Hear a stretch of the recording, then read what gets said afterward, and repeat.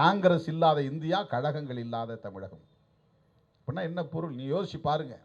கடந்த தேர்தலில் தப்பி தவறி அதிமுக ஆட்சிக்கு வந்திருந்தால் இன்றைக்கு தமிழ்நாட்டின் முதலமைச்சர் H. ராஜா தான். கண்டவன்லாம் குறைக்க ஆரம்பித்திருப்பான். ஆளாளுக்கு பேசியிருப்பான். எல்லாம் வாழை சுருட்டிக்கிட்டு போய் உட்காந்துக்கிட்டான். திமுக அரசு விழிப்பாக இருக்க வேண்டும் என்று தோழமையோடு சுட்டிக்காட்ட கடமைப்பட்டிருக்கிறோம்.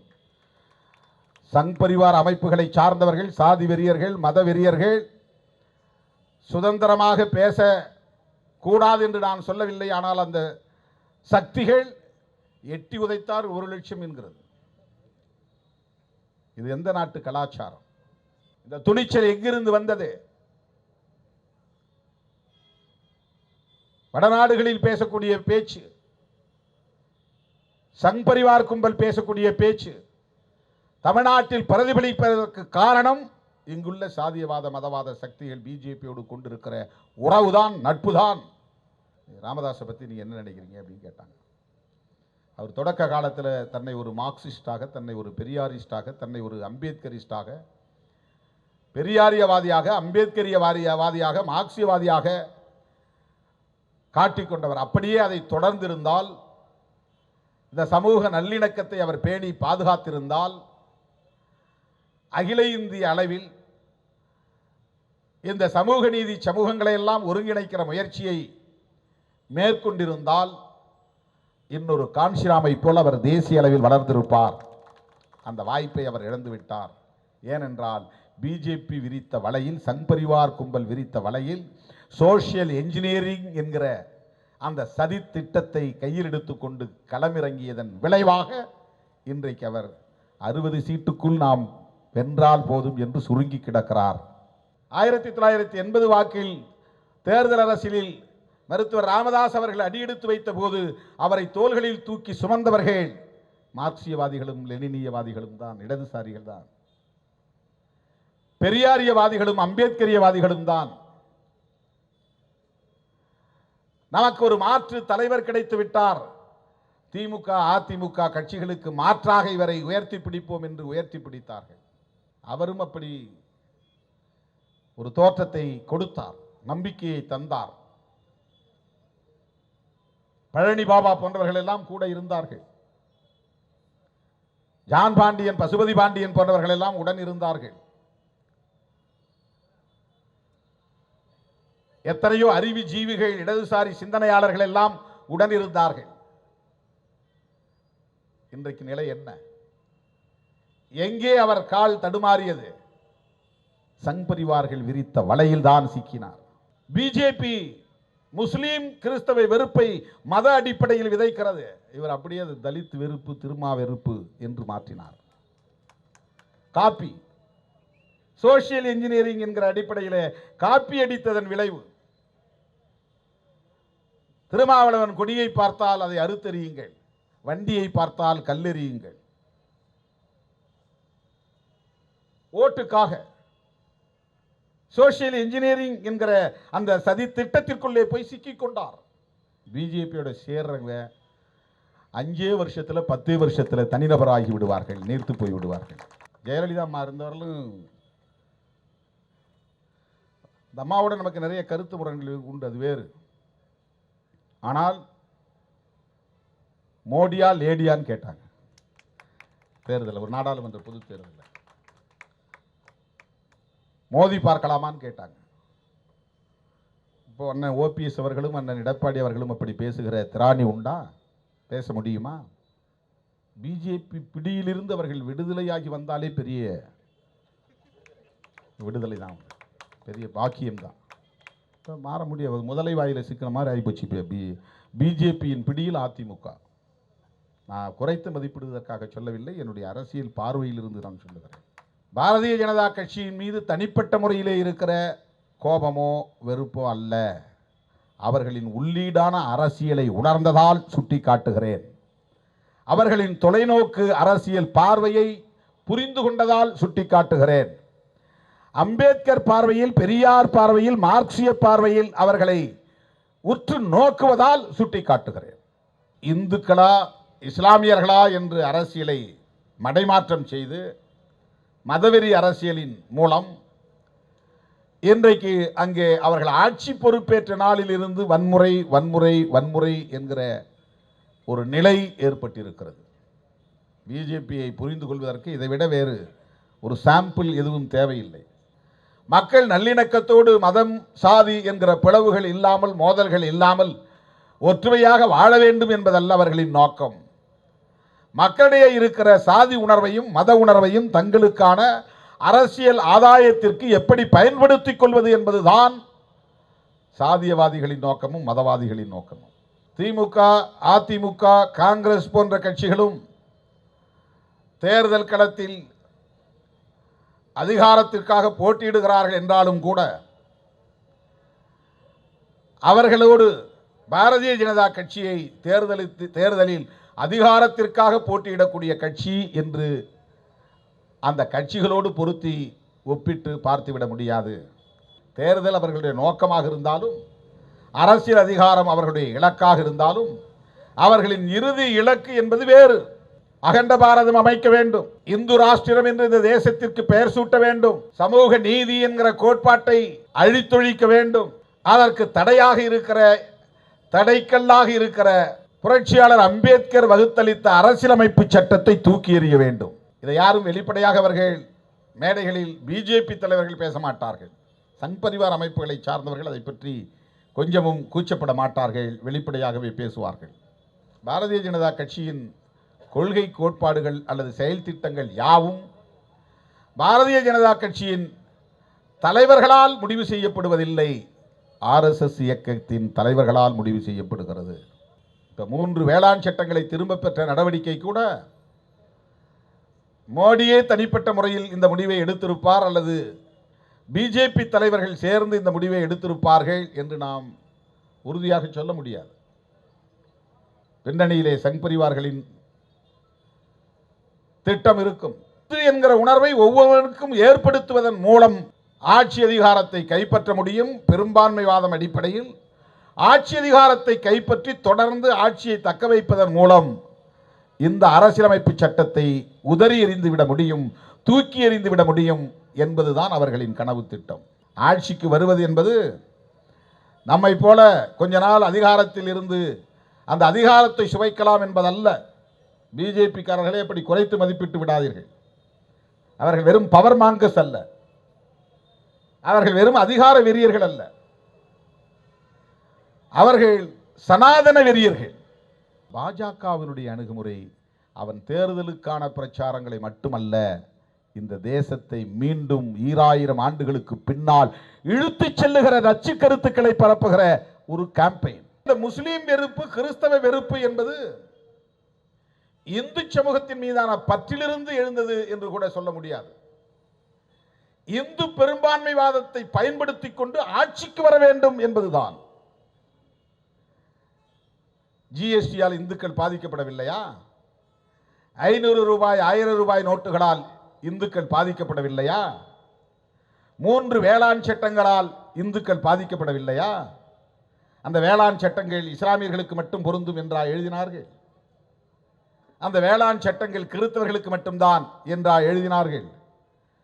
வேளாண் சட்டங்களால் விவசாயிகள் பாதிக்கப்படுகிறார்கள் என்றால் விவசாயிகளும் பெரும்பான்மை சமூகமாக இருக்கிற இந்துக்கள் தானே அதிகம். ஆக இந்துக்களின் நலன்களில் அவர்கள் அக்கறை உள்ளவர்களாக இருந்தால் இப்படிப்பட்ட இந்த பாதிப்புகளும் வராமல் அல்லவா அவர்கள் சிந்திக்க வேண்டும்? இந்துக்களின் நலன்கள் அவர்களுக்கு முக்கியம் இல்லை. இந்துக்கள் பெரும்பான்மை என்கிற அடிப்படையில் அந்த பெரும்பான்மைவாதத்தை பயன்படுத்தி மத அடிப்படையில் வாக்குகளை திரட்டி ஆட்சி அதிகாரத்திற்கு வந்து அவர்கள் விரும்புகிற தேசத்தை நிர்மாணிக்க வேண்டும். இன்னும் ஒரு முறை தப்பித்தவரை 2024 தேர்தலில் அவர்கள் வெற்றி பெற்று ஆட்சிக்கு வந்தால் இந்தியாவின் பெயரை மாற்றுவார்கள், இந்தியாவின் அரசமைப்பு சட்டத்தையே தூக்கி எறிந்து விடுவார்கள். இப்போதிருந்தே ஜனநாயக சக்திகள் விழித்துக் கொள்ள வேண்டும், ஒருங்கிணைய வேண்டும், கைகோர்க்க வேண்டும். காங்கிரஸ், இடதுசாரிகள், திமுக உள்ளிட்ட மாநில கட்சிகள், இந்தியா முழுவதும் இருக்கிற சமூக நீதி சமூகங்கள், reserved categories, SC, ST, MBC, BC, minorities, இடஒதுக்கீட்டு பயனை பெறுகிற சமூகங்கள் எச்சரிக்கையாக இருக்க வேண்டும், ஒருங்கிணைய வேண்டும். இல்லை என்றால் அதன் பிறகு இந்திய தேசத்தை எந்த சக்தியாலும் காப்பாற்ற முடியாது. திரிபுராவிலே நடைபெற்றுக் கொண்டிருக்கிற அல்லது நடந்த இஸ்லாமியர்களுக்கு எதிரான, இடதுசாரி சக்திகளுக்கு எதிரான பாஜக மற்றும் சங் பரிவார் கும்பலின் வன்முறை வெறியாட்டத்தை கண்டிக்கிற வகையில் வன்முறையாளர்களின் மீது வழக்கு தொடுக்க வேண்டும், அவர்கள் அனைவரையும் கைது செய்ய வேண்டும் என்று வலியுறுத்துகிற வகையில் பாதிக்கப்பட்ட பகுதிகளை பார்வையிடுவதற்காக சென்ற மனித உரிமை ஆர்வலர்கள், ஊடகவியலாளர்கள் மீது போடப்பட்டிருக்கிற ஊபா என்னும் பயங்கரவாத நடவடிக்கைகள் தடுப்புச் சட்டத்தின் கீழ் பதியப்பெற்றிருக்கிற வழக்குகளை திரும்பப் பெற வேண்டும், கைது செய்யப்பட்டவர்கள் அனைவரையும் விடுதலை செய்ய வேண்டும் என்று வலியுறுத்துகிற வகையில் நாம் இந்த ஆர்ப்பாட்டத்தை நடத்தி கொண்டிருக்கிறோம். திரிபுரா எத்தகைய அரசியல் பின்னணியை, சமூக பின்னணியை கொண்டிருக்கிற மாநிலம் என்பதை எனக்கு முன்னர் பேசிய தலைவர் பெருமக்கள் எடுத்து கூறியிருக்கிறார்கள். 35 ஆண்டு காலம் மார்க்சிஸ்ட் கம்யூனிஸ்ட் கட்சியின் ஆட்சி நடந்த ஒரு மாநிலம், பழங்குடி மக்கள் வசிக்கும் மாநிலம் திரிபுரா. அந்த மாநிலத்தில் பழங்குடி மக்களின் நம்பிக்கைக்குரிய தலைவராக இருந்த தசரத் தேவ் அவர்களின் சிலையை இவர்கள் ஆட்சி பொறுப்பேற்றதும் கம்யூனிஸ்டுகளை குறிவைத்து தாக்குதல் நடத்தியதை தொடர்ந்து அண்மையில் அந்த சிலையை பெயர்த்து எறிந்திருக்கிறார்கள், குப்புற சாய்த்திருக்கிறார்கள், வன்மத்தை கக்கி இருக்கிறார்கள். நான் அடிக்கடி மேடையிலே சொல்லுவதுண்டு, சங் பரிவார்களின் எதிரிகளின் வரிசையில், பகைவர்களின் வரிசையில் காங்கிரஸ் மட்டுமில்லை, இஸ்லாமியர் கிறிஸ்தவர் சமூகங்கள் மட்டுமில்லை, இடதுசாரி சிந்தனையாளர்களும் அழித்தொழிக்கப்பட வேண்டியவர்கள் என்று அவர்கள் வகைப்படுத்தி வைத்திருக்கிறார்கள். இதை நாம் புரிந்து கொள்ள வேண்டும். பீமா கொரேகான் வழக்கிலே கைது செய்யப்பட்ட அத்தனை பேருமே இடதுசாரி சிந்தனையாளர்கள், அம்பேத்கரிய சிந்தனையாளர்கள். எந்த அரசியல் கட்சியையும் சார்ந்தவர்கள் இல்லை, குறிப்பாக கம்யூனிஸ்ட் கட்சிகளை சார்ந்தவர்கள் இல்லை. என்றாலும் அவர்கள் குறிவைக்கப்பட்டார்கள், கைது செய்யப்பட்டார்கள், இன்றைக்கு சிறைப்படுத்தப்பட்டிருக்கிறார்கள். அம்பேத்கரிய, பெரியாரிய, மார்க்சிய கருத்துக்களை பரப்பக்கூடாது, அந்த கருத்துக்களை பேசக்கூடியவர்கள் செயல்படக்கூடாது என்பதிலே தீவிரமாக செயல் திட்டங்களை வரையறுத்து கொண்டு இயங்குகிற ஒரு இயக்கமாகத்தான் RSS உள்ளிட்ட சங் பரிவார் அமைப்புகளும் பாரதிய ஜனதா கட்சியும் விளங்குகின்றன. இந்த அடிப்படையை நாம் புரிந்து கொண்டால்தான் திரிபுராவில் நடந்திருக்கிற இந்த வன்முறை வெறியாட்டத்தை கண்டித்து நாம் ஆர்ப்பாட்டம் நடத்த வேண்டிய தேவையை உணர்ந்து கொள்ள முடியும். இதில் இந்த சங் பரிவார் கும்பல் என்ன விதண்டாவாதம் செய்வார்கள் என்றால், குதர்க்கவாதம் செய்வார்கள் என்றால், வங்கதேசத்திலே இந்துக்கள் தாக்கப்பட்டார்களே என்று கேள்வி எழுப்புவார்கள். எந்த நாட்டிலும் சிறுபான்மையினரை தாக்கக்கூடாது, சிறுபான்மையினரின் பாதுகாப்பை உறுதிப்படுத்த வேண்டும் என்பதிலே நமக்கு மாற்று கருத்து இல்லை. இஸ்லாமியர்களின் உணர்வுகளை காயப்படுத்தக்கூடிய வகையில் அவர்கள் பெரிதும் போற்றுகிற குர்ஆனை இழிவுபடுத்தியதை தொடர்ந்து அங்கே வன்முறை வெடித்திருக்கிறது என்று நாம் ஊடகங்களில் பார்க்கிறோம். உடனடியாக அங்குள்ள அரசு, இஸ்லாமிய அரசு மிக வேகமாக களமிறங்கி வன்முறையாளர்களை கைது செய்தது, வன்முறையை கட்டுக்குள் கொண்டு வந்தது,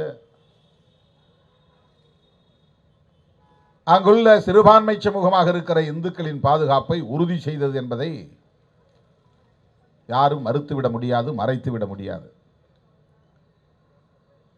அதை கண்டிக்கிறோம் என்கிற பெயரில் திரிபுராவிலே விஸ்வ இந்து பரிஷத் என்கிற அமைப்பு, தமிழ்நாட்டிலும் கூட அந்த பெயரை நீங்கள் கேள்விப்பட்டிருப்பீர்கள். விஸ்வம் என்றால் உலகம், இந்து பரிஷத் உலக இந்து பேரவை தமிழில், அகில உலக இந்து பேரவை. அந்த இயக்கம் சங் பரிவார்களுள் ஒரு இயக்கம். நான் அடிக்கடி மேடையில் சொல்லியிருக்கிறேன், சங் பரிவார் என்றால் ஆர்எஸ்எஸ் குடும்ப அமைப்புகள்.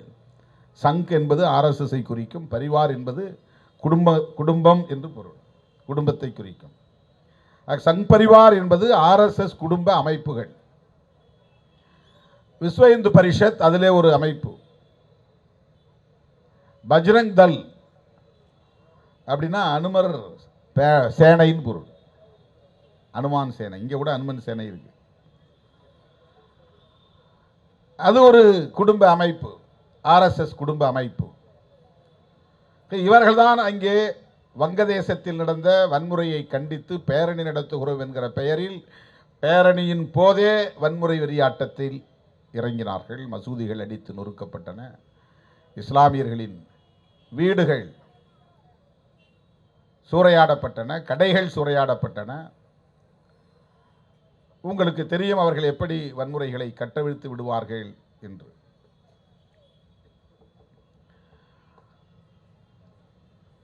திரிபுரா மாநிலத்தில் 70 விழுக்காடு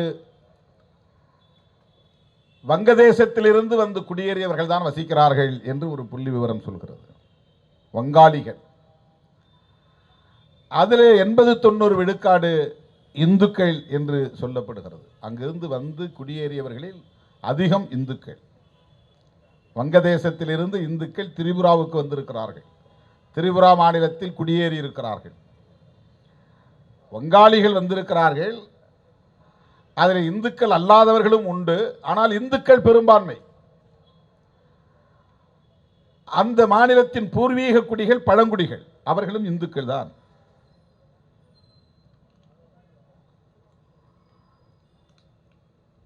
பழங்குடி மக்களின் நலன்களில் அக்கறை செலுத்தக்கூடிய ஒரு அமைப்பு, பழங்குடி மக்களின் மீட்சிக்காக போராடக்கூடிய அமைப்பு என்கிற முறையில் கம்யூனிஸ்ட் கட்சி அங்கே வேர் கொண்டது, வலுகொண்டது, ஆட்சியை கைப்பற்றியது. நிருபன் சக்கரவர்த்தி 10 ஆண்டு காலம் முதலமைச்சராக இருந்தார். அவர் பதவியை விட்டு வெளியேறும் போது எப்படி அவர் வெளியேறினார் என்பதையெல்லாம் அண்ணன் முத்தரசன் போன்றவர்கள் இங்கே விளக்கமாக எடுத்து சொன்னார்கள். முதலமைச்சர் பதவியில் இருந்த நிலையிலும் கூட உடுத்த உடையுடன், வேட்டி துண்டோடு, வேட்டி சட்டையோடு, வேறு எந்த உடைமையும் இல்லாமல் வெளியேறக்கூடிய அளவுக்கு எளிமையான, ஊழலுக்கு இடம் கொடுக்காத நேர்மையான ஆளுமைகள். நிருபன் சக்கரவர்த்தியை உலகமே அன்றைக்கு கொண்டாடியது. எப்படி நாம் பெருந்தலைவர் காமராஜர் அவர்களை பற்றி பேசுகிறோமோ, எப்படி அவருக்கு உற்ற துணையாக இருந்த கக்கனார் அவர்களை பற்றி பேசுகிறோமோ, அந்த 1-2 பெயரை தவிர தமிழ்நாட்டில் வேறு யாரையும் சொல்ல முடியாது என்கிற அளவுக்கு அதிகாரத்தில் இருந்தவர்கள். அதிகாரத்தில் இல்லாமல் கம்யூனிஸ்ட் கட்சி தலைவர்களும் இன்னும் பிற கட்சிகளை சார்ந்த தலைவர்களும் எளிமையாக இருக்கிறார்கள் என்பது வேறு. அதிகாரத்தில் இருந்தும் முதலமைச்சர் பெருந்தலைவர் காமராஜர், உள்துறை அமைச்சர் தூயவர் கக்கனார். ஆனால் அவர்கள் பதவியிலிருந்து வெளியேறும் போது வெறுங்கையோடு வெளியேறினார்கள், களங்கமில்லாமல் வெளியேறினார்கள், மாசுபடாமல் வெளியேறினார்கள், மாசு மறுவற்ற மாமனிதர்களாக வெளியேறினார்கள். அப்படித்தான் திரிபுராவிலே நிருபன் சக்கரவர்த்தி, அவர்தான் அப்படி என்றால் அவருக்கு அடுத்து வந்தவர் தேவ், தசரத் தேவ். 5 ஆண்டுகள் பழங்குடி சமூகத்தை சார்ந்த ஒரு போராளி, அந்த மண்ணின் மைந்தர், பூர்வீக குடி. அவரை தொடர்ந்து மாணிக் சர்க்கார், அவர் 20 ஆண்டுகள் எந்த அளவுக்கு அந்த பொது உடைமை இயக்கத்தின் மீது பழங்குடி மக்களின் நம்பிக்கை மேலோங்கி இருந்தது என்பதற்கு இது ஒரு சான்று. அந்த மாநிலத்தை திட்டமிட்டு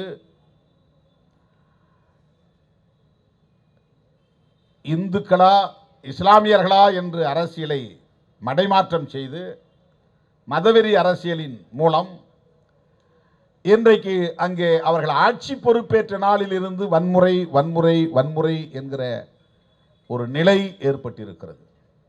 பிஜேபியை புரிந்து கொள்வதற்கு இதைவிட வேறு ஒரு சாம்பிள் எதுவும் தேவையில்லை. பிஜேபி சங் பரிவார் கும்பல் அதிகாரத்திற்கு வந்தால் என்ன செய்வார்கள், அதிகாரத்திற்கு வருவதற்கு என்ன செய்வார்கள்? இன்றைக்கு மேற்கு வங்கத்தின் நிலைமையும் அதுதான். ஜோதிபாஸ் அவர்கள் ஆட்சி பொறுப்பில் இருந்து வெளியேறிய பிறகு அந்த மாநிலத்தின் நிலை மதம் சார்ந்த ஒரு அரசியலை நோக்கி நகர்ந்து விட்டது. கம்யூனிஸ்டுகள் ஆட்சியில் இருந்த வரையில் கருத்தியல் சார்ந்த விவாதங்கள் தான் அங்கே நடக்கும். கருத்தியல் சார்ந்த இரு அணிகள் தான் அங்கே மோதக்கூடிய நிலை. முற்போக்கு சிந்தனையாளர்களா பழமைவாத சிந்தனையாளர்களா என்கிற அடிப்படையில் தான் அங்கே தேர்தல் களமும் இருக்கும். பாட்டாளி வர்க்கமா முதலாளித்துவ வர்க்கமா என்கிற அடிப்படையில் தான் தேர்தல் களமே போட்டியை சந்திக்கும். ஆனால் இன்றைக்கு மம்தா பானர்ஜி அவர்களுக்கும் பாரதிய ஜனதா கட்சிக்கும் இடையிலான அரசியல் என்பது மதவழி அடிப்படையிலான அரசியலாக மடைமாற்றம் செய்யப்பட்டிருக்கிறது. நாள்தோறும் நெருக்கடிகளை சந்திக்கக்கூடிய ஒரு நிலையை மம்தா பானர்ஜி அவர்கள் எதிர்கொள்ள நேரிடுகிறது. இப்ப திரிபுராவிலே ஏன் இந்த வன்முறை? வங்கதேசத்திலே இந்துக்களுக்கு எதிராக நடந்த வன்முறையை கண்டித்து நடத்தப்பட்ட ஒரு பேரணியில் திடுமென வன்முறை வெடித்ததற்கு பதிலுக்கு பதில் பழிக்கு பழி என்கிற அடிப்படையில் மட்டுமல்ல தோழர்களே, நடைபெறவிருக்கிற உள்ளாட்சி தேர்தலுக்காகவும் தான். அவர்கள் ஒரு தேர்தலை எதிர்கொள்ளப் போகிறார்கள் என்றால் உடனே அவர்கள் ஓட் போலரைசேஷன், வாக்குகளை ஒருங்கிணைக்கிற உத்திக்கு தாவுவார்கள். எப்படி வாக்குகளை ஒருங்கிணைப்பது? இந்துக்களா இந்துக்கள் அல்லாதவர்களா? அதற்கு வன்முறையை தூண்ட வேண்டும். அவர்கள் ஆட்சி பொறுப்பேற்ற நாளில் இருந்து எண்ணற்ற பல வன்முறைகள். முதலில் இடதுசாரிகள் குறிவைத்து தாக்கப்பட்டார்கள். லெனின் சிலை தகர்க்கப்பட்டது. நாடு அமைதியாக இருந்தது. இதெல்லாம் மிக மோசமான ஒரு கலாச்சாரம். ஆட்சி மாற்றம் ஏற்படுகிற போது அதிகாரத்தில் இருப்பவர்கள் கடந்த காலத்தில் இருந்த ஆட்சியாளர்களின் அடையாளங்களை எல்லாம் அழித்தொழிப்பது என்கிற முறையிலே களமிறங்கினால் என்ன ஆகும்? யோசித்து பாருங்கள். அது ஜனநாயகத்திற்கு புறம்பானது இல்லையா? ஜனநாயக நெறிமுறைகளை குழி தோண்டி புதைக்கிற கேவலமான செயல் இல்லையா? 35 ஆண்டு காலம் மார்க்சிஸ்ட் கம்யூனிஸ்ட் கட்சி அந்த மண்ணை ஆண்டிருக்கிற நிலையில் அவர்களின் அடையாளங்கள் ஆங்காங்கே இருக்கத்தான் செய்யும். அதை சகித்துக் கொள்வதற்குரிய பெருந்தன்மை மதவெறி கும்பலிடம் இல்லை. திரும்புகிற திசையெல்லாம் ஸ்டாலின் படம். இப்போது இருக்கிற முதல்வர் சொல்லுகிறார், பிப்ளப் குமார் தேபே அவர் பேர், முதலமைச்சர். அவர் சொல்றார், நாம தொடர்ந்து 30 வருஷம் ஆட்சியில் இருக்கிறோம்னா ஒன்னே ஒன்று செய்யுங்க, வீட்டுக்கு வீடு விவேகானந்தர் படத்தை வையுங்கள், நாம் 30 ஆண்டுகள் ஆட்சியில் இருக்கலாம் அப்படின்னு சொல்றார். அதை சொல்லிவிட்டு என்ன சொல்லுகிறார் என்றால், எந்த பக்கம் திரும்பினாலும் எந்த வீட்டை பார்த்தாலும் ஜோசப் ஸ்டாலின் படங்கள் இருக்கின்றன, ஜோதி பாசு படங்கள் இருக்கின்றன, நிறுவன் சக்கரவர்த்தி படங்கள் இருக்கின்றன. அந்த மண்ணின் மைந்தர்களின் பூர்வீக குடிகளின் இல்லங்கள் தோறும் கம்யூனிஸ்ட் கட்சிகளின் தலைவர்கள் படம் இருக்கிற வரையில் நம்மால் ஆட்சிக்கு வர முடியாது, வந்தாலும் அதை தக்க வைத்துக் கொள்ள முடியாது, தொடர்ந்து நீடிக்க முடியாது. எனவே குறைவாக பேசுங்கள், பொறுமையாக இருங்கள், வீட்டுக்கு வீடு விவேகானந்தர் படத்தை வையுங்கள். அதாவது மதம் என்பதை எப்படி வீட்டிலே கொண்டு போய் சேர்க்க வேண்டும் என்பதற்கு அவர்கள் முன்மொழியக்கூடிய உத்தி. விவேகானந்தரின் நல்ல கருத்துக்களை பரப்புவதற்காக அல்ல. அவர் அதிதீவிர இந்துத்துவவாதி. உலகமெங்கும் இந்து மத கருத்துக்களை பரப்புவதற்காக சென்றவர். சனாதன கருத்துக்களில் நம்பிக்கை உடையவர். ஆனாலும் ராமகிருஷ்ண பரமஹம்சரை போல அல்லது தயானந்த சரஸ்வதி சுவாமிகளை போல சீர்திருத்தங்களை செய்ய வேண்டும் என்று விரும்பியவர்.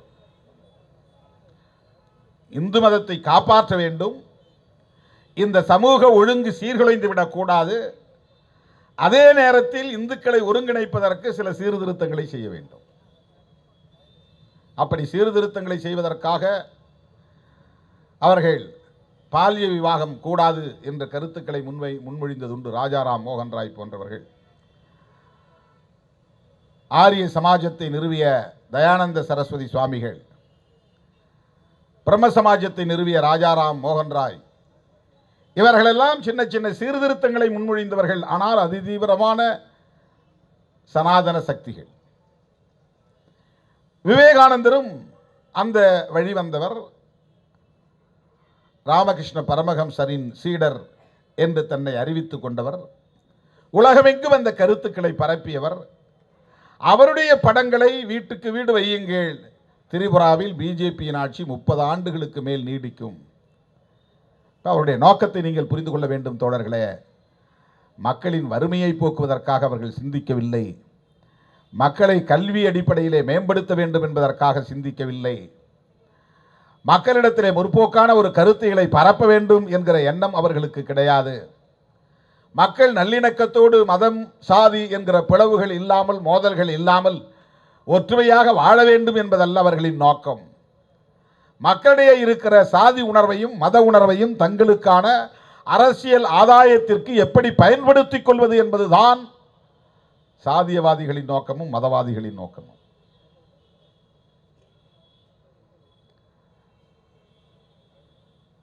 நான் அடிக்கடி சொல்லுவதுண்டு, கம்யூனிஸ்ட் கட்சிகளும் திமுக, அதிமுக, காங்கிரஸ் போன்ற கட்சிகளும் தேர்தல் களத்தில் அதிகாரத்திற்காக போட்டியிடுகிறார்கள் என்றாலும் கூட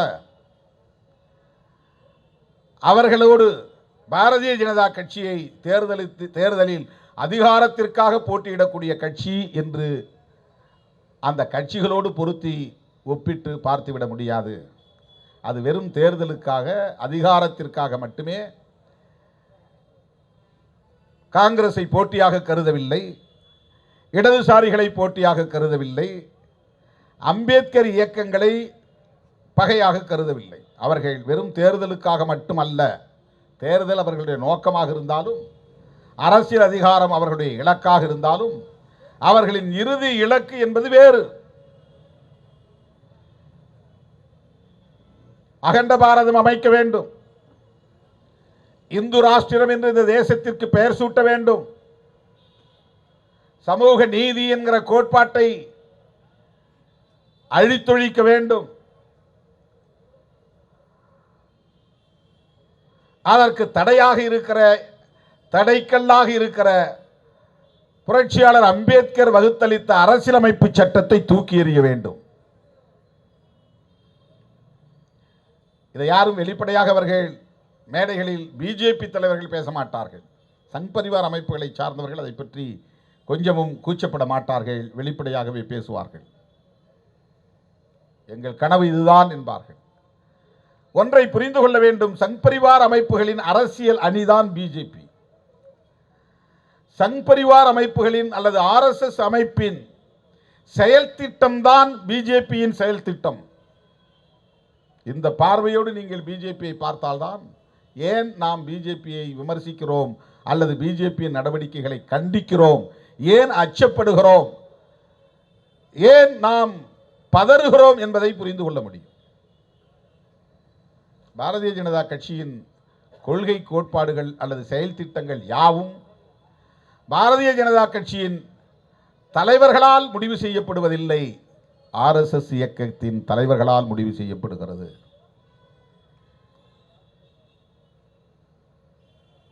இந்த 3 வேளாண் சட்டங்களை திரும்ப பெற்ற நடவடிக்கை கூட மோடியே தனிப்பட்ட முறையில் இந்த முடிவை எடுத்திருப்பார் அல்லது பிஜேபி தலைவர்கள் சேர்ந்து இந்த முடிவை எடுத்திருப்பார்கள் என்று நாம் உறுதியாக சொல்ல முடியாது. பின்னணியிலே சங் பரிவார்களின் திட்டம் இருக்கும், வழிகாட்டுதல் இருக்கும். ஒரு 100 ஆண்டு கால செயல் திட்டத்தை கையில் வைத்துக் கொண்டு இயங்குகிற இயக்கம் தான் சங் பரிவார் அமைப்புகள், RSS இயக்கம், அதன் துணை அமைப்புகள். அவர்களுக்கு பிராந்தியவாதம் கூடாது, ரீஜனலிசம். அவர்களுக்கு மாநில கட்சிகள் கூடாது, மொழி இன உரிமைகள் பேசக்கூடாது, மொழி வழி தேசிய அரசியல் கூடாது. இந்த அரசியல் எல்லாம் மத வழியில் மக்களை ஒருங்கிணைப்பதற்கு தடைக்கற்களாக இருக்கின்றன. ஒருவன் தன்னை தமிழனாக உணர்ந்தால் அவன் இந்துவாக உணர்வதிலே சிக்கல் ஏற்படும். ஒருவன் தன்னை தென்னிந்திய மாநிலத்தை சார்ந்தவன் என்று உணர்ந்தால் அவனுக்கு இந்துவாக எண்ணுவதிலே முனைப்பு ஏற்படாது. ஒருவன் தன்னை பெரியாரியவாதியாகவோ அம்பேத்கரியவாதியாகவோ உணர்ந்தால் அவன் எந்த காலத்திலும் மத அடிப்படையில், சாதி அடிப்படையில் அடையாளங்களை தேட மாட்டான், அந்த அடையாளங்களை பிடித்து தொங்க மாட்டான். அதனால் அவன் இந்து என்கிற உணர்வை பெற மாட்டான். ஆகவே இந்து என்கிற உணர்வை ஒவ்வொருவருக்கும் ஏற்படுத்துவதன் மூலம் ஆட்சி அதிகாரத்தை கைப்பற்ற முடியும். பெரும்பான்மைவாதம் அடிப்படையில் ஆட்சி அதிகாரத்தை கைப்பற்றி தொடர்ந்து ஆட்சியை தக்க வைப்பதன் மூலம் இந்த அரசியலமைப்பு சட்டத்தை உதறி எறிந்து விட முடியும், தூக்கி எறிந்து விட முடியும் என்பதுதான் அவர்களின் கனவு திட்டம். ஆட்சிக்கு வருவது என்பது நம்மை போல கொஞ்ச நாள் அதிகாரத்தில் இருந்து அந்த அதிகாரத்தை சுவைக்கலாம் என்பதல்ல. பிஜேபிக்காரர்களே அப்படி குறைத்து மதிப்பிட்டு விடாதீர்கள். அவர்கள் வெறும் பவர் மாங்கஸ் அல்ல, அவர்கள் வெறும் அதிகார வெறியர்கள் அல்ல, அவர்கள் சனாதன வெறியர்கள். அவர்கள் சமூக நீதிக்கு எதிரானவர்கள். நீங்க நினைக்கலாம் அரசியல்வாதின்னா பவரை தானே விரும்புவாங்க, ஏதாவது ஒரு பதவி இருந்தா போதும். பதவி என்பது எதற்காக, அதிகாரம் என்பது எதற்காக, ஆட்சி என்பது எதற்காக என்றால் அவர்கள் விரும்புகிற அகண்ட பாரதத்தை அமைக்க வேண்டும். அவர்கள் விரும்புகிற 2000 ஆண்டுகளுக்கு முன்னால் இருந்த சமூக ஒழுங்கை இங்கே மீண்டும் உறுதிப்படுத்த வேண்டும், நிலைப்படுத்த வேண்டும். அதுக்கு தான் உங்களுக்கு பவர் வேணும், பொலிட்டிக்கல் பவர். ஆட்சி அதிகாரத்தை கைப்பற்ற வேண்டும், ஆட்சி அதிகாரத்தை தக்க வைக்க வேண்டும், ஆட்சி அதிகாரத்தை பயன்படுத்தி தங்கள் கனவு திட்டங்களை நிறைவேற்ற வேண்டுமானால் இங்கே இந்து என்கிற உணர்வு தூண்டப்பட வேண்டும், அது வலுப்பெற வேண்டும், அது மென்மேலும் நிலை பெற வேண்டும். அதுக்கு அவன் கையாளக்கூடிய ஸ்ட்ராட்டஜி தான் முஸ்லீம் வெறுப்பு, கிறிஸ்தவ வெறுப்பு. ஏன்னா உண்மையான அரசியலை சொல்லி மக்களை அணிதிரட்டும் போது உணர்ச்சி வயப்பட மாட்டான். சாதி உணர்ச்சியும் மத உணர்ச்சியும் அவனுக்கு இயல்பிலேயே குருதி ஓட்டத்தில் இருக்கிற காரணத்தினால் அதை அறுவடை செய்து கொள்ள விரும்புகிறான். அந்த உணர்வை பயன்படுத்திக் கொள்ள விரும்புகிறான். மக்களிடத்தில் இயல்பாக இருக்கிற சமூக கட்டமைப்பில் மேலோங்கி இருக்கக்கூடிய அன்றாட வாழ்வில் அவன் எதிர்கொண்டு வருகிற சாதிய மத உணர்ச்சிகளை, அந்த உணர்வுகளை தங்களின் அரசியல் நோக்கங்களுக்கு பயன்படுத்திக் கொள்வது என்கிற ஒரு தொலைநோக்கு திட்டம் சங் பரிவார்களுக்கு இருக்கிறது.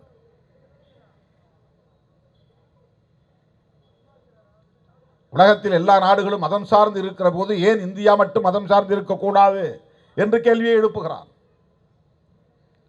இந்த கேள்வியை 1920களில் இருந்து தலைவர்கள் எழுப்புகிறார்கள். அதிதீவிர இந்துத்துவ அல்லது பார்ப்பனிய அல்லது சனாதன சக்திகள் இந்த கேள்வியை தொடர்ந்து எழுப்பிக் கொண்டிருக்கிறார்கள். அன்றைக்கு இருந்த ஜனநாயக சக்திகளாக விளங்கிய பண்டிட் ஜவஹர்லால் நேரு, காந்தியடிகள், புரட்சியாளர் அம்பேத்கர் போன்ற தலைவர்கள் தேசிய அளவிலே அந்த சக்திகளுக்கு இடம் கொடுக்காமல் இந்த தேசத்தை ஒரு ஜனநாயக இந்தியாவாக கட்டமைப்பதிலே உறுதியாக இருந்தார்கள். இல்லை என்றால் இது சனாதன இந்தியாவாகவே நிலை பெற்றிருந்திருக்கும். கான்ஸ்டிடியூஷன் ஆஃப் இந்தியா என்று நாம் சொல்லுகிறோமே, அந்த அரசமைப்பு சட்டம், அந்த சொல்லுக்கு நேரடியான தமிழாக்கம் என்ன? கான்ஸ்டிடியூஷன் ஆஃப் இந்தியா என்றால் இந்தியாவை கட்டமைத்தல் தான் பொருள். அது ஒரு சட்டம் என்று இல்லை, கான்ஸ்டிடியூஷனல் லா என்று இல்லை, கான்ஸ்டிடியூஷன் ஆக்ட் என்று இல்லை, தி கோட் ஆஃப் கான்ஸ்டிடியூஷன் என்று இல்லை, கான்ஸ்டிடியூஷன் ஆஃப் இந்தியா என்று இருக்கிறது. இப்ப இந்திய கட்டமைப்பு என்று பொருள், அதாவது இந்தியாவை கட்டமைத்தல். ஆகவே அந்த இந்திய அரசியலமைப்பு சட்டம் என்று நாம் சொல்லுகிற அந்த கான்ஸ்டிடியூஷன் இந்தியா என்பது ஒரு மேனிஃபெஸ்டோ, அது ஒரு கொள்கை அறிக்கை, அது ஒரு கொள்கை சாசனம். அது புதிதாக ஒரு இந்தியாவை கட்டமைக்க போகிறோம், நாங்களே ஒரு அரசை, குடியரசை நிறுவப் போகிறோம். எதற்காக? இங்குள்ள குடிமகன் ஒவ்வொருவருக்கும் நீதி கிடைப்பதற்காக, ஒவ்வொருவருக்குமான சுதந்திரம், சமத்துவம், சகோதரத்துவத்தை உறுதிப்படுத்துவதற்காக நாங்கள் தீர்மானித்திருக்கிறோம், ஒரு குடியரசை நிறுவுவதற்காக என்றுதான் முகவுரையே தொடங்குகிறது. நம்மையெல்லாம் மனிதர்களாய் தலைநிமிர வைத்த நம்முடைய மகத்தான தலைவர் புரட்சியாளர் அம்பேத்கர் அவர்கள் அரசியலமைப்பு சட்டத்தின் முகவுரையை எழுதுகிற போது இந்த புதிய இந்திய தேசத்திற்கான ஒரு கொள்கை அறிக்கையாக அதை எழுதுகிறார். அதுதான் அந்த முகவுரையின் அடிப்படை நோக்கம். ஏனென்றால் பழைய இந்தியாவை தகர்க்கப் போகிறோம் என்று பொருள், சனாதன இந்தியாவை தகர்க்கப் போகிறோம் என்று பொருள். பிறப்பின் அடிப்படையில் உயர்வு தாழ்வை இங்கே நிலைநிறுத்தி இருக்கிற வர்ணாசிரம கோட்பாடுகளை கொண்டு கட்டமைக்கப்பட்டிருக்கிற, ஆணுக்கு பெண் அடிமைதான் என்று இங்கே நிறுவியிருக்கிற இந்த சமூக கட்டமைப்பை தகர்த்தெறிய போகிறோம், சிதைக்க போகிறோம் என்பதைத்தான் அந்த பிரியாம்பிள் என்கிற முகவுரையில் புரட்சியாளர் அம்பேத்கர் அவர்கள் பிரகடனம் செய்கிறார், அறிவிப்பு செய்கிறார். பண்டிட் ஜவஹர்லால் நேரு போன்ற தலைவர்களின் தலைமையில் அன்றைக்கு ஆட்சி நிர்வாகம் இயங்கிக் கொண்டிருந்த காலத்தில் இவையெல்லாம் விரிவாக விவாதிக்கப்பட்டன. அப்படி விவாதிக்கப்பட்ட நிலையில்தான் இந்த தேசத்தை, இந்த நாட்டை ஒரு மதம் சார்ந்த நாடு என்று அறிவிக்க அவர்கள் முன்வரவில்லை. அதிலே இன்னும் ஒருபடி மேலே போய் மிசா காலத்தில் அதிலேயும் ஒரு திருத்தத்தை கொண்டு வந்து மறைந்த இந்திரா காந்தி அம்மையார் அவர்கள் அதிலே செக்யூலர் என்கிற வார்த்தையையும் இணைத்தார். இந்த நாடு மதம் சார்ந்து பிளவுபட்டுவிடக் கூடாது என்று தடுப்பதற்காக முயற்சித்த தலைவர்களுள் என்ன கருத்து முரண்பாடுகள் இருந்தாலும் காந்தியடிகள் முதன்மையானவர் என்பதை மறந்துவிடக் கூடாது. இந்துக்களும் இஸ்லாமியர்களும் மோதிக்கொண்டு ஒருவருக்கொருவர் பலியாகி கொண்டிருந்த நேரத்தில் இஸ்லாமியர்கள் பாதுகாக்கப்பட வேண்டியவர்கள் என்று குரல் கொடுத்ததற்காகவே காந்தியடிகள் சுட்டுக் கொல்லப்பட்டார் என்பதை மறந்துவிடக் கூடாது. இஸ்லாமிய சமூகம் என்றென்றைக்கும் காந்தியடிகளுக்கு நன்றி கடன் பட்டிருக்கிறது என்பதை நான் சுட்டிக்காட்ட கடமைப்பட்டிருக்கிறேன். காந்தியடிகளின் உயிரை பறித்ததற்கு அதுதான் காரணம். அவர் அதிதீவிரமான இந்துத்துவ சிந்தனையாளர், சனாதன கருத்தியலாளர். புரட்சியாளர் அம்பேத்கர் அவர்களுக்கும் காந்தியடிகளுக்கும் அதிலே கடுமையான முரண்பாடு உண்டு, மோதல் உண்டு. ஹரே ராம் ஹரே ராம் என்று மூச்சுக்கு 300 முறை ராமன் பெயரை உச்சரிக்கக்கூடிய ராம பக்தர், கிராமராஜ்யம் என்கிற பெயரில் ஒரு ராமராஜ்யத்தை நிறுவ வேண்டும் என்று விரும்பியவர். இத்தகைய கருத்து மாறுபாடுகள் நமக்கு இருந்தாலும் கூட இந்த மண்ணை மத அடிப்படையில் பிரிப்பதற்கு, இதையும் ஒரு மதம் சார்ந்த நாடாக அறிவிப்பதற்கு உடன்படாமல் இருந்தவர் காந்தியடிகள். இது வரலாறு, இது யாரும் மறுத்துவிட முடியாது. இது வரலாற்று உண்மை. ஆகவே இவர்களின் போராட்டம் என்பது ஆதி காலத்திலிருந்தே, இந்த நாடு விடுதலை பெறுவதற்கு முன்பிருந்தே தொடர்ந்து நடைபெற்றுக் கொண்டிருக்கிறது.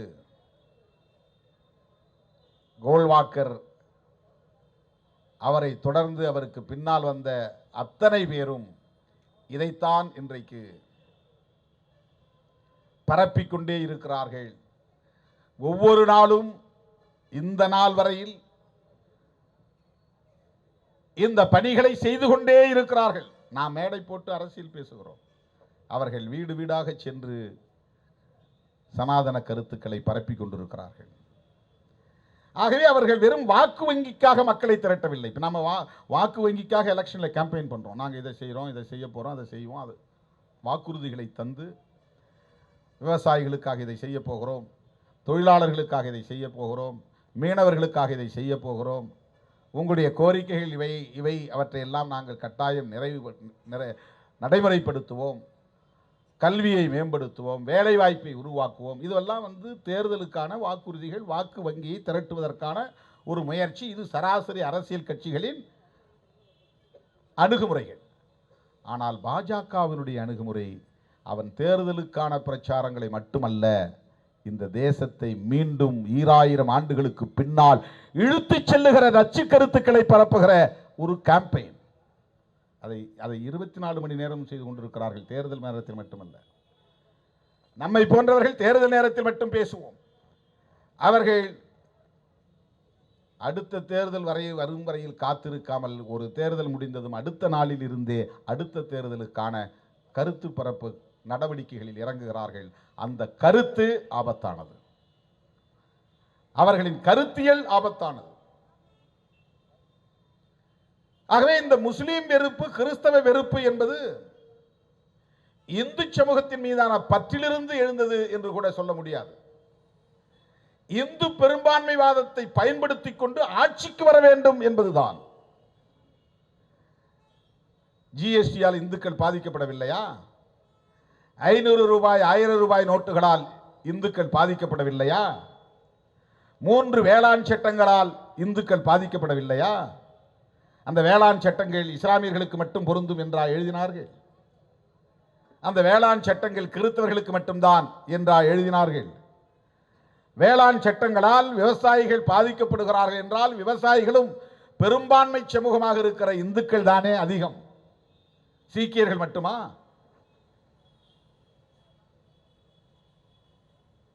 அகில இந்திய அளவில் விவசாயிகள் பெரும்பான்மை சமூகமாக இருக்கிறார்கள் என்றால் எந்த மதம் சார்ந்த பெரும்பான்மை? இந்துக்கள் பாதிக்கப்படுகிறார்கள், விவசாயிகள் என்றால் இந்துக்கள் பெரும்பான்மை.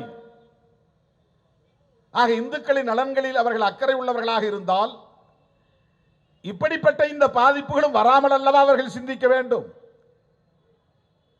இந்துக்களின் நலன்கள் அவர்களுக்கு முக்கியம் இல்லை. இந்துக்கள் பெரும்பான்மை என்கிற அடிப்படையில் அந்த பெரும்பான்மைவாதத்தை பயன்படுத்தி மத அடிப்படையில் வாக்குகளை திரட்டி ஆட்சி அதிகாரத்திற்கு வந்து அவர்கள் விரும்புகிற தேசத்தை நிர்மாணிக்க வேண்டும்.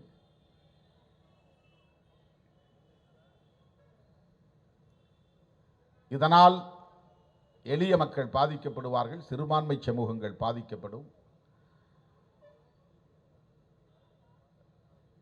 இந்திய அரசமைப்பு சட்டம் தகர்த்து வருகிற சனாதன கட்டமைப்பு மீண்டும் உறுதிப்படுத்தப்படும். இன்னைக்கு ஆயுதம் இல்லாத ஒரு புரட்சியை புரட்சியாளர் அம்பேத்கர் எழுதிய அரசியலமைப்பு சட்டம் அவர்களே எண்ணி பார்க்க முடியாத அளவுக்கு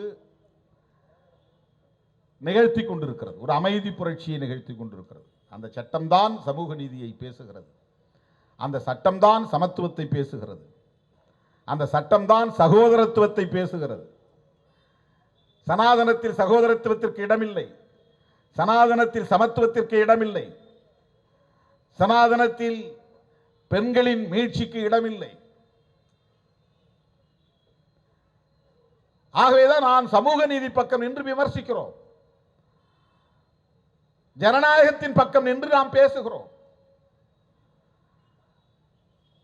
திரிபுராவில் நடந்த வன்முறை வெறியாட்டம் என்பது இந்த பின்னணியில் இருந்து பார்க்க வேண்டிய தேவை இருக்கிறது என்பதை நான் சொல்ல கடமைப்பட்டிருக்கிறேன். அது தமிழ்நாட்டுக்கும் விரிவுபடுத்தப்பட இருக்கிறது தோழர்களே. அந்த வேலைகள் இங்கே மும்முரமாக நடைபெற்றுக் கொண்டிருக்கின்றன. மெல்ல மெல்ல இங்கே வலிமை மிக்க சக்திகளாக வளர்ந்து வந்தவர்களை எல்லாம் அவர்களின் நச்சு அரசியலால் நீர்த்து போய் கொண்டிருக்கிறார்கள். இன்னைக்கு அண்மையில் ஒரு பேட்டியில் நான் சொன்னேன், ராமதாஸை பற்றி நீங்கள் என்ன நினைக்கிறீங்க அப்படின்னு கேட்டாங்க. அவர் தொடக்க காலத்தில் தன்னை ஒரு மார்க்சிஸ்டாக, தன்னை ஒரு பெரியாரிஸ்டாக, தன்னை ஒரு அம்பேத்கரிஸ்டாக, பெரியாரியவாதியாக, அம்பேத்கரியவாதியாக, மார்க்சியவாதியாக காட்டிக்கொண்டவர். அப்படியே அதை தொடர்ந்திருந்தால், இந்த சமூக நல்லிணக்கத்தை அவர் பேணி பாதுகாத்திருந்தால், அகில இந்திய அளவில் இந்த சமூக நீதி சமூகங்களை எல்லாம் ஒருங்கிணைக்கிற முயற்சியை மேற்கொண்டிருந்தால், இன்னொரு காஞ்சிராமை போல் அவர் தேசிய அளவில் வளர்ந்திருப்பார். அந்த வாய்ப்பை அவர் இழந்துவிட்டார். ஏனென்றால் பிஜேபி விரித்த வலையில், சங் பரிவார் கும்பல் விரித்த வலையில் சோசியல் என்ஜினியரிங் என்கிற அந்த சதி திட்டத்தை கையில் எடுத்துக்கொண்டு களமிறங்கியதன் விளைவாக இன்றைக்கு அவர் 60 சீட்டுக்குள் நாம் வென்றால் போதும் என்று சுருங்கி கிடக்கிறார் என்று சொன்னேன்.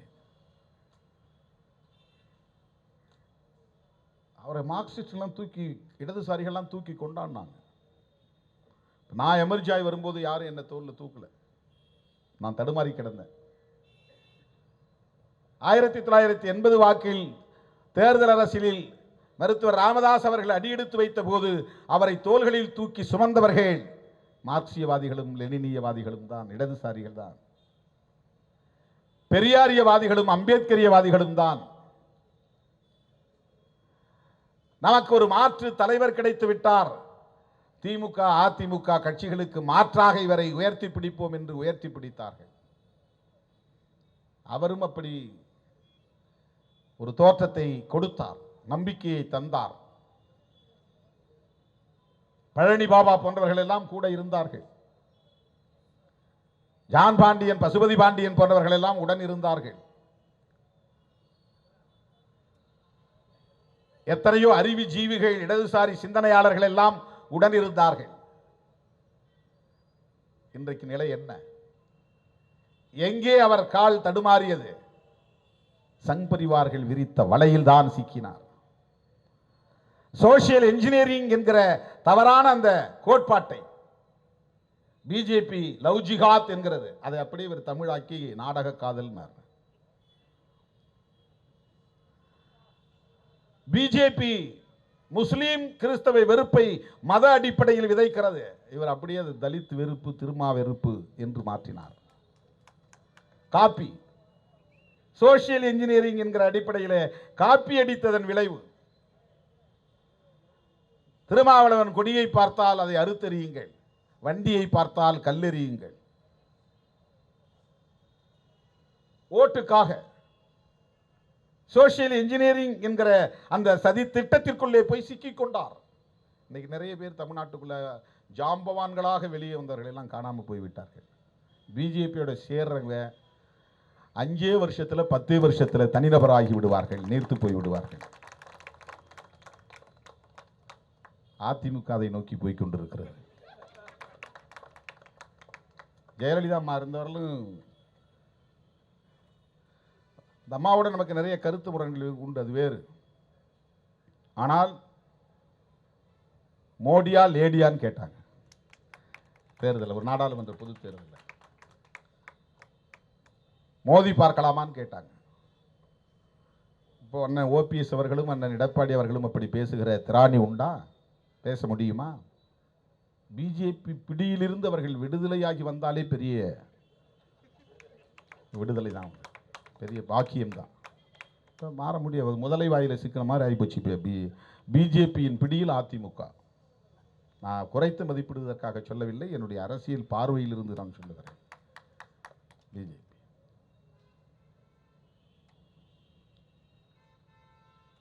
அவர்கள் உடன் இருந்து பயணிக்கக்கூடியவர்களை மெல்ல மெல்ல விழுங்கி அவர்களை நிறுத்து போக செய்வதற்கு எத்தனையோ பல சான்றுகளை சொல்ல முடியும். ராம்விலாஸ் பாஸ்வான் அவர்களின் கட்சியை இன்றைக்கு ஒன்றுமில்லாமல் செய்து விட்டார்கள். அவன் தம்பியையும் மகனையும் பிரிச்சுட்டாங்க. நிதிஷ்குமார் களங்கமில்லாத கரைபடாத ஒரு தலைவர் என்கிற பெயரை பெற்றிருந்தார். இன்றைக்கு அவரை பற்றி பேசுவதற்கான நிலையே இல்லை என்கிற ஒரு சூழல் உருவாகிவிட்டது. சிவசேனா விழித்துக் கொண்டது மகாராஷ்டிராவில். நீயா நானா மோதி பார்க்கலாம் என்கிற நிலையை அவர்கள் எடுத்து விட்டார்கள். பஞ்சாபில் இருந்த சிரோன்மணி அகாலிதள், இன்னும் சில கட்சிகள் அமைச்சரவையிலே இடம்பெற்றிருந்தார்கள், பிஜேபியோடு சேர்ந்து நின்றார்கள். வேளாண் சட்டங்களை அவர்களால் தடுக்க முடியவில்லை, வெளியேறிவிட்டார்கள். ஆனால் அவங்க இந்த தேர்தலில் என்ன நிலைமைக்கு ஆளாவாங்கன்னு தெரியல, பிஜேபியோட சேர்ந்ததுனால. இதையெல்லாம் நான் சொல்லுவதற்கு காரணம், பாரதிய ஜனதா கட்சியின் மீது தனிப்பட்ட முறையிலே இருக்கிற கோபமோ வெறுப்போ அல்ல, அவர்களின் உள்ளீடான அரசியலை உணர்ந்ததால் சுட்டி காட்டுகிறேன். அவர்களின் தொலைநோக்கு அரசியல் பார்வையை புரிந்து கொண்டதால் சுட்டி காட்டுகிறேன். அம்பேத்கர் பார்வையில், பெரியார் பார்வையில், மார்க்சிய பார்வையில் அவர்களை உற்று நோக்குவதால் சுட்டி காட்டுகிறேன். நீங்க பெரியார் பார்வையில் பார்த்தாலும் புரிந்து கொள்ள முடியும், அம்பேத்கர் மார்க்ஸ் பார்வையில் பார்த்தாலும் இவர்களை புரிந்து கொள்ள முடியும். காங்கிரஸ் இல்லாத இந்தியா, இடதுசாரிகள் இல்லாத இந்தியா, எவ்வளவு பெரிய எதேச்சதிகாரமான போக்கு. கழகங்கள் இல்லாத தமிழகம், காங்கிரஸ் இல்லாத இந்தியா, கழகங்கள் இல்லாத தமிழகம். அப்படின்னா என்ன பொருள்? நீ யோசிச்சு பாருங்க. கடந்த தேர்தலில் தப்பி தவறி அதிமுக ஆட்சிக்கு வந்திருந்தால் இன்றைக்கு தமிழ்நாட்டின் முதலமைச்சர் ஹெச் ராஜா தான்.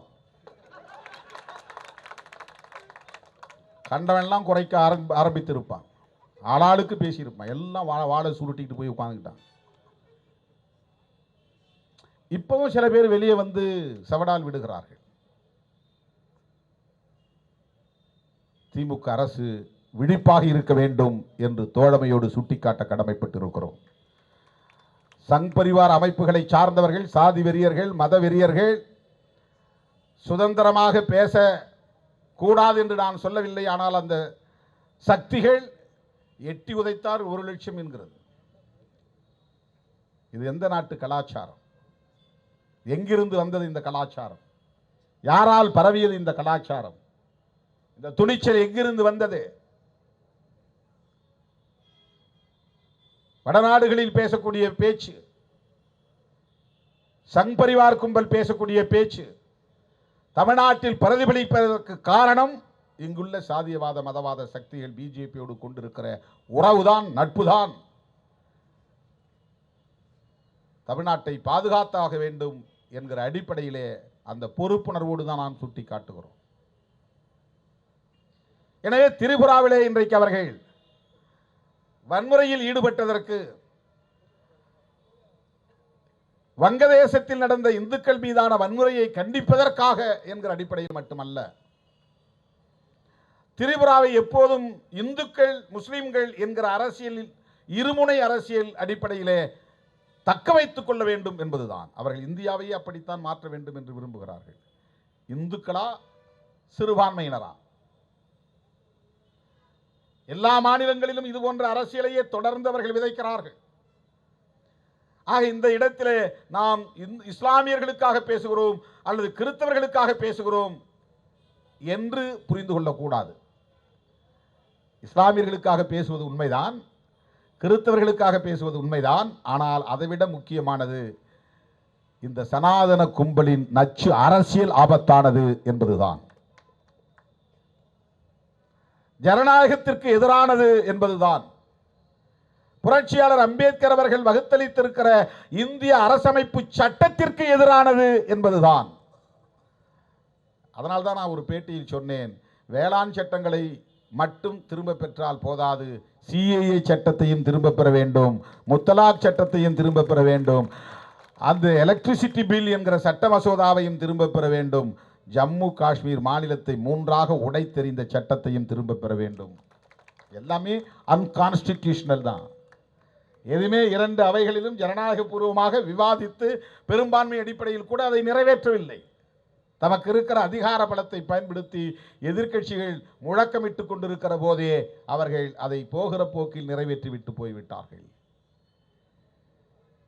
அரசியலமைப்பு சட்டத்திற்கு விரோதமான முறையில் ஒரு சட்டத்தை கொண்டு வந்து அதை நிறைவேற்றி காட்டுகிறார்கள். அப்படின்னா யோசிச்சு பாருங்க. இன்னும் ஒரு முறை தப்பித்தவரை 2024 தேர்தலில் அவர்கள் வெற்றி பெற்று ஆட்சிக்கு வந்தால் இந்தியாவின் பெயரை மாற்றுவார்கள், இந்தியாவின் அரசமைப்பு சட்டத்தையே தூக்கி எறிந்து விடுவார்கள். தேர்தல் கூட நடக்குமோ நடக்காதோ சொல்ல முடியாது. இப்போதிருந்தே ஜனநாயக சக்திகள் விழித்துக் கொள்ள வேண்டும், ஒருங்கிணைய வேண்டும், கைகோர்க்க வேண்டும். காங்கிரஸ், இடதுசாரிகள், திமுக உள்ளிட்ட மாநில கட்சிகள், இந்தியா முழுவதும் இருக்கிற சமூக நீதி சமூகங்கள், reserved categories, SC, ST, MBC, BC, minorities, இடஒதுக்கீட்டு பயனை பெறுகிற சமூகங்கள் எச்சரிக்கையாக இருக்க வேண்டும், ஒருங்கிணைய வேண்டும். இல்லை என்றால் அதன் பிறகு இந்திய தேசத்தை எந்த சக்தியாலும் காப்பாற்ற முடியாது. இந்த கவலையோடு தான் நாம் இந்த ஆர்ப்பாட்டத்தை இங்கே ஒருங்கிணைத்திருக்கிறோம். இது வெறும் முஸ்லீம் ஆதரவு, கிறிஸ்தவ ஆதரவு என்று மத அடிப்படையிலே சுருக்கி பார்ப்பவர்களுக்கு சொல்ல விரும்புகிறேன். இது சனாதன அரசியலுக்கு எதிரான ஆர்ப்பாட்டம். உன் பார்வையில் இஸ்லாமியர்களுக்கு ஆதரவான ஆர்ப்பாட்டமாக இருக்கலாம், கிறிஸ்தவர்களுக்கு ஆதரவான ஆர்ப்பாட்டமாக இருக்கலாம், அதுவும் உண்மைதான் என்றாலும் அடிப்படையிலே இது சனாதன நச்சு அரசியலுக்கு எதிரான ஆர்ப்பாட்டம் என்பதை நான் சுட்டிக்காட்ட விரும்புகிறேன். பார்வையிட போனவர்கள் மீது வழக்கு, வன்முறையில் ஈடுபட்டவன் மீது வழக்கு இல்லை. சொத்துக்களை சூறையாடியவன் மீது வழக்கு இல்லை. இஸ்லாமியர்களை தாக்கியவன் மீது வழக்கு இல்லை. தீ வைத்து, நெருப்பு வைத்து வெறியாட்டம் போட்டவன் மீது வழக்கு இல்லை. அங்கே என்ன நடக்கிறது என்று பார்வையிடச் சென்ற மனித உரிமை ஆர்வலர்கள் மீதும், அது பற்றி ஊடகங்களில் கருத்துக்களை பதிவு செய்தவர்கள் மீதும் 102 பேர் மீது ஊபா என்கிற UAPA unlawful activities prevention act, இது தடா சட்டத்தை போன்ற கொடிய சட்டம். இது 1967 வந்த சட்டம். மிக மோசமான ஒரு சட்டம். அந்த சட்டத்தின்படி கைது செய்யப்படுகிறவர்கள் தங்களை தாங்களே நிரபராதிகள் என்று நிரூபிக்கொள்ள வேண்டும். அதாவது கைது செய்கிறவன் குற்றவாளின்னு ப்ரூவ் பண்ண வேண்டியதில்லை. போலீஸ் இவனை கைது செய்து குற்றவாளிவன் அப்படின்னு கைது செய்து இவன் குற்றவாளி தான் ஆதாரம் காட்டி குற்றவாளி நிரூபித்து தண்டனை வாங்கி தர்றது சாதாரண சட்டங்களில் உள்ள நடைமுறை. இந்த சட்டத்தில் ஒருத்தன் கைதாயிட்டா நான் குற்றவாளி இல்லைன்னு நான் தான் ப்ரூவ் பண்ணணும். போலீஸ் வழக்கு போட்டால் குற்றவாளி தான், முடிஞ்சு போச்சு. குற்றவாளி இல்லை என்று நானே நிறுவி விடுதலையை பெற்றுக்கொள்ள வேண்டும். அப்படியும் போராடி பல பேர், ஏராளமானவர்கள் விடுதலையாகி வந்திருக்கிறார்கள். என்ன பொய் வழக்கு தானே. மீடியா பர்சன்ஸ் மேலெல்லாம் ஊப்பா சட்டம். 2 பெண்கள் ஊடகவியலாளர்கள் கைது.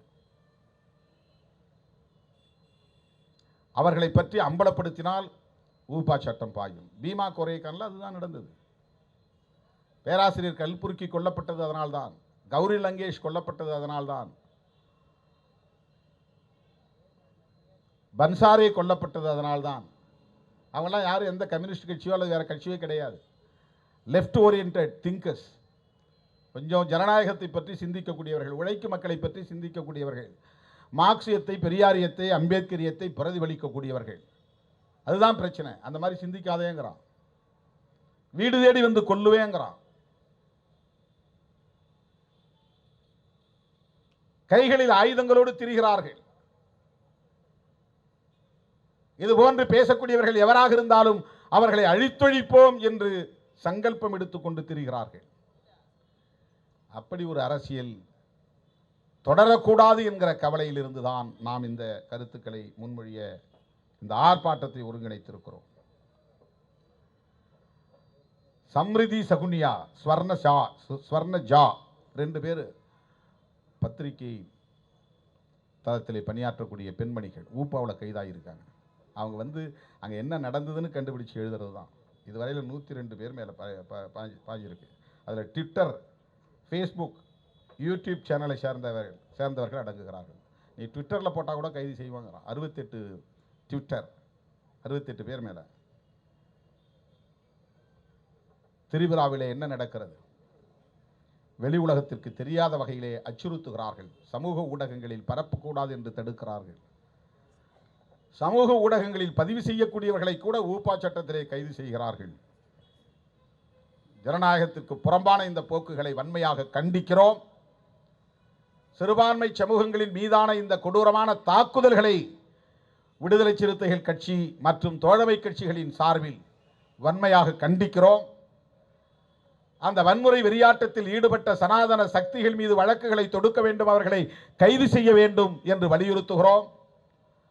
ஓபா சட்டத்தின் கீழ் கைது செய்யப்பட்டவர்களை விடுதலை செய்ய வேண்டும், அந்த வழக்குகளிலிருந்து அனைவரையும் விடுவிக்க வேண்டும் என்றும் இந்த மாபெரும் ஆர்ப்பாட்டத்தின் ஊடாக வலியுறுத்தி நம்முடைய அழைப்பை ஏற்று வருகிற இந்த தலைவர் பெருமக்கள் அனைவருக்கும் நன்றி கூறி, என் உயிரின் உயிரான விடுதலை சிறுத்தைகளுக்கும் நன்றி கூறி விடைபெறுகிறேன். நன்றி, வணக்கம்.